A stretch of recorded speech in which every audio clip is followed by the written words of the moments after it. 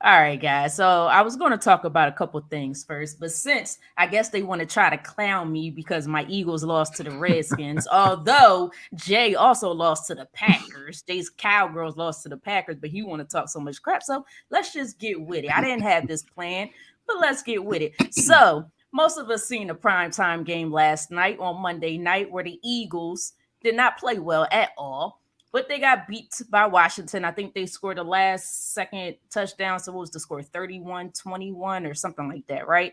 Washington Redskins won, um, making causing the Eagles' undefeated season to go under the drain, in the hole.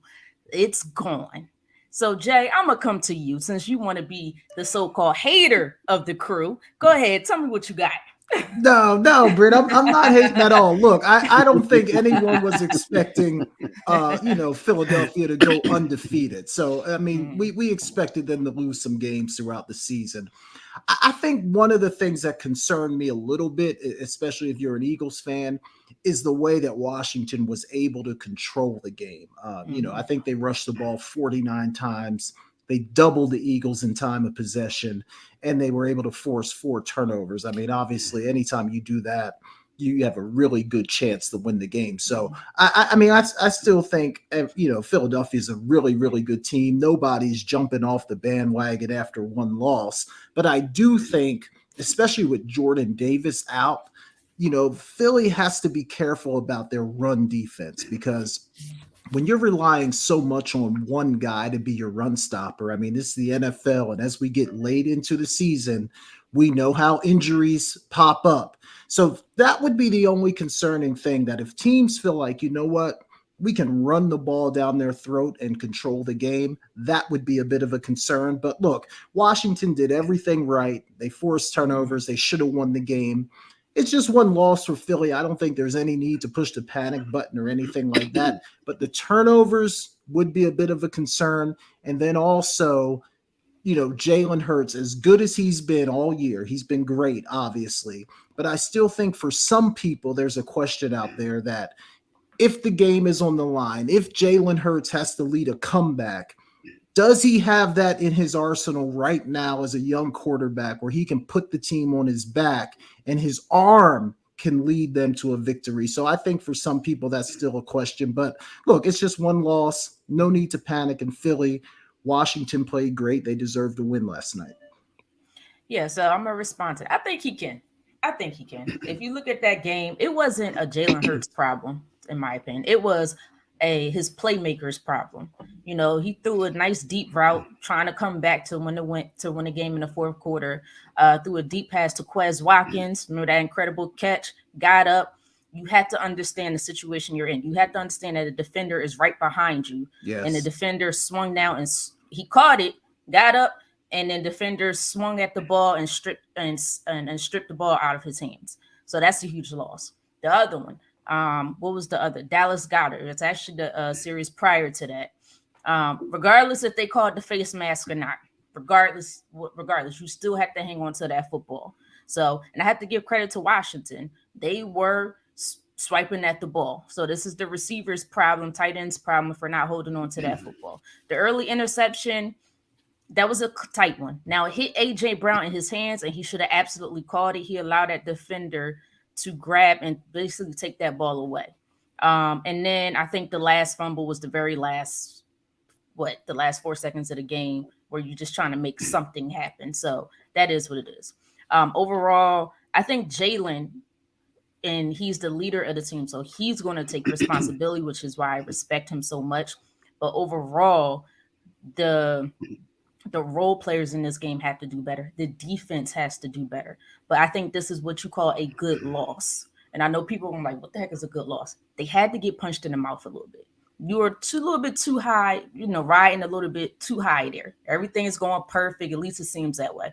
But to me, I feel like they didn't understand what their true weakness was because they were always winning. And some teams go through that. Regardless of how humble the team is, it's 53 players on the team. Not everybody's going to act like Jalen Hurts. So this was a good loss. They got punched in the mouth and they needed it. So now they can really work on what they need to work on, which is that run defense. Um, And I have a problem with, I've been saying this all year, defensive coordinator Jonathan Gannon. You have to put pressure on these quarterbacks, especially the young quarterbacks. He does not like to blitz. He does not like to bring that extra man, but he has to understand if your forefront is not getting there, you have to bring that help because you allow Tyler Heineke to sit back in that pocket and kill you, not just with their run offense. And actually, they only average about 3 yards per carry, I believe. But they killed you a lot on third down. I think they were in the 80% range on third down, I believe. It's high 70s, 80%, which is ridiculous. It's a good punch in the mouth. Now you go back in the drawing board, go back to the locker room, fix things in practice, and you come back and do what you need to do against the Indianapolis Colts. But K Walk, your thoughts on this one? Yeah, I don't know what else left is to be said, to be honest with you. But I do believe in this case, I do believe the Philadelphia Eagles are playing with house money. I do believe they kind of played around with this. I think something what Jay alluded to as far as seeing if they can win with Jalen Hurts' arm, because they got away from their identity. I'm sorry, I don't care what anybody says. You could be a diehard Eagle fan, you could be a diehard Eagle hater. They got away from their identity. No, there was no Miles Sanders. There was no Jalen Hurts running the ball. There was no Boston Scott running the ball.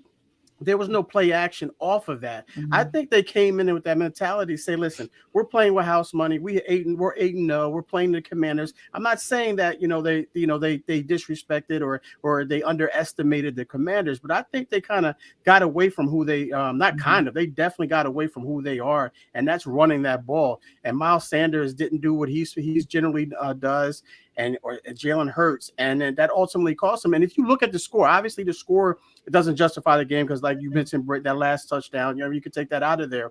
But the score, when you give up more points than you score, that's obviously going to be magnified. But I think they could have scored a lot more points if they would have just been true to themselves and ran that ball and been consistent with that. Stay true to that.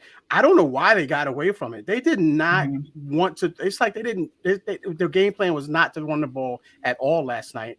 I don't know what it was. You can ask your coach about that. You ask Jalen Hurts about that. He's going to put it on himself, of course, because that's the type of player that he is, meaning Jalen Hurts.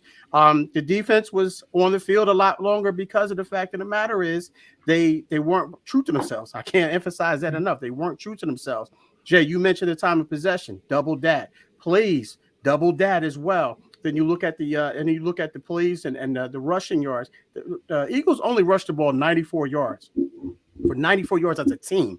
With Jalen Hurts, Miles Sanders, and Boston Scott, that's unheard of. So it is basically, to me, they got away from who they are, and we'll see this week against. I think they got the Colts this week, I believe, and we'll see what they do, going forward there. But they have to stay true to themselves in order to continue to be successful. Yeah, and just real quick, that's a great point, K-Wall, because I think they only rushed the ball 4 times in the whole first half. That's not a formula for the Eagles to win. And then the other thing too, like I know the Commanders, when you look at their record, what were they, like 5-6 coming in, something like that? I don't know, but they're not a bad football team, especially 4-5, especially on defense. I mean, they have a good defensive front, so I think they deserve some credit too for the way that they played. They're probably a little bit better on paper than their record actually shows. So the combination of all those things just wasn't the right recipe for Philly last night. Right. Yeah, and I think they play better with Tyler Heineke. I don't think they believe in Carson Wentz as much. I think behind Tyler Heineke, those receivers, I agree. The playmakers just want to play better. The defense is getting healthy. So I have to give all credit to Washington. I will say it's on the Eagles. This is the Eagles' loss because the Commanders. Still saying Redskins. The Commanders, they tried to give it back to you. They only scored 3 points, subtracting that touchdown at the very end. They only scored 3 points in the second half. Yeah. So they tried to give it back to you, but those turnovers started to add up. But you're right, K-Walk. They got away from it. And I know this is something Philadelphia fans, the media out here, they constantly talk about our identity. Our identity first is a run first team. Yes. Run the ball. And then we could throw. We see Jalen Hurts has improved his throwing, but we are so much stronger when we run that football.